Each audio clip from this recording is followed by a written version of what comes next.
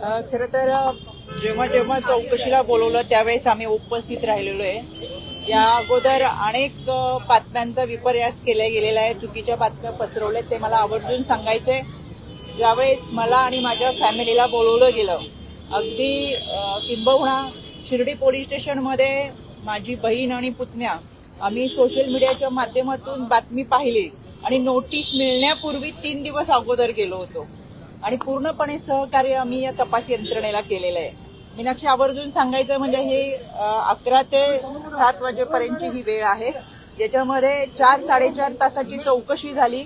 याच्यामध्ये जबाब नोंदवणं, टाईप करणं, लिहून घेणं, मधला लंच ब्रेक असा बराचसा काळ होता. पण त्यांचे जे काही प्रश्न होते त्या सगळ्या प्रश्नांची उत्तरं दिलेत आणि मी पहिल्या दिवशी जे सांगितलं होतं ते आजही सांगते.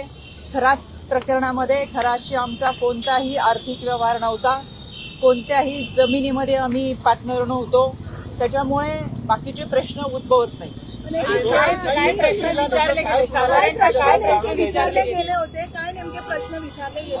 मला असं वाटतं सगळ्याच अहवालामध्ये जे काही पुढे तपास होईल त्या तपासामध्ये काय प्रश्न होते ते समोर येतील.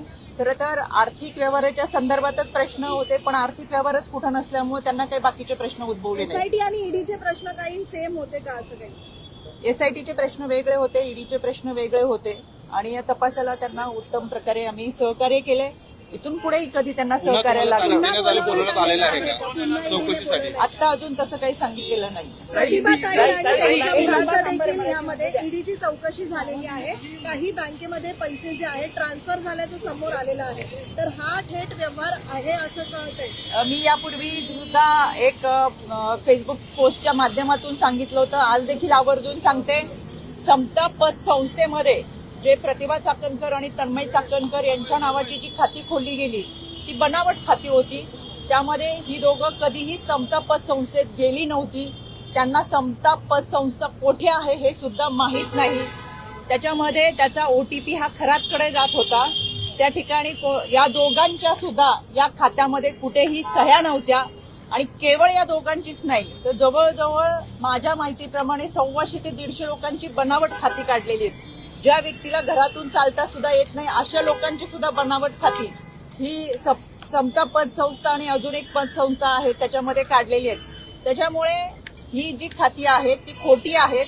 आमचा कोणताही आर्थिक व्यवहार हा खराशी संबंधित नाही आणि कोणताही जमिनीचा व्यवहार.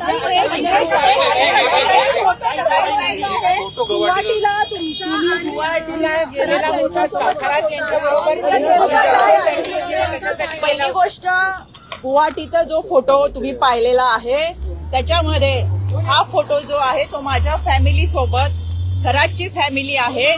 दुसरी माझ्या कुटुंबाने कधीही दर्शन केलेलं नव्हतं आणि त्यावेळेचा आमचा भाव असा होता की आपल्याला आपल्या गुरु बरोबर जर दर्शन करता आलं तो आध्यात्मिक भाव म्हणून आम्ही स्वतंत्र पुण्यावरून प्रवास करून गेलो होतो आणि तिथं सोबत आम्ही दर्शन घेतलं होतं.